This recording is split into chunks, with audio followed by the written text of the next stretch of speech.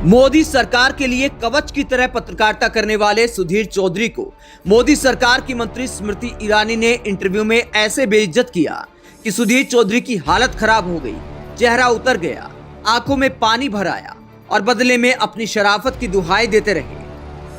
सुधीर चौधरी ने टमाटर की महंगाई को लेकर स्मृति ईरानी से सवाल करते हुए कहा, मैं ये जानना चाहता हूं कि जब टमाटर 250-300 रुपए किलो हो गया था तो क्या आपके घर में भी टमाटर पर चर्चा होती थी कि खाना थोड़ा कम कर दिया जाए?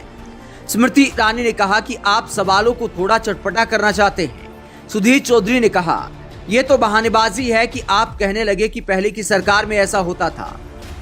स्मृति ईरानी ने जवाब देते हुए कहा, बहानेबाजी की बात नहीं है, मैं आपसे पूछने लगूं कि क्या हुआ था जब आप जेल में थे तो कैसा लगेगा।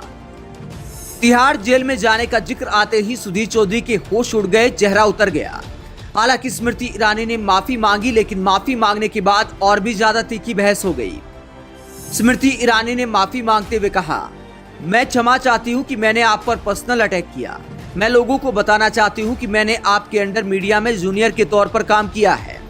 सुधीर चौधरी ने जवाब देते हुए कहा, अगर आप पर्सनल अटैक करती हैं तो आपको भी पर्सनल अटैक के लिए तैयार रहना चाहिए। ये मेरी शालीनता है कि मैंने ऐसा नहीं किया।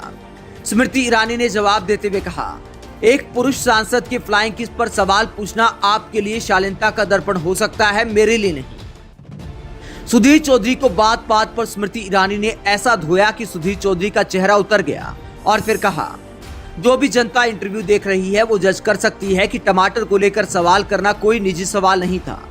खाने के सामान की महंगाई फिलहाल देश में 39% हो गई है और फिर एक मंत्री से टमाटर के मुद्दे पर सवाल करना गलत कैसे हो गया।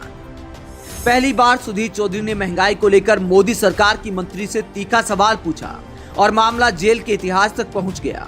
जाते जाते सुधीर चौधरी ने बस इतना कहा कि मैडम स्मृति ईरानी, आपने टाइम दिया, इसके लिए धन्यवाद।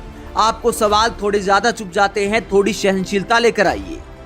आप स्मृति ईरानी के इस तरह सुधीर चौधरी पर जेल वाला कटाक्ष करने को लेकर क्या सोचते हैं? कमेंट बॉक्स में अपनी राय जरूर दें।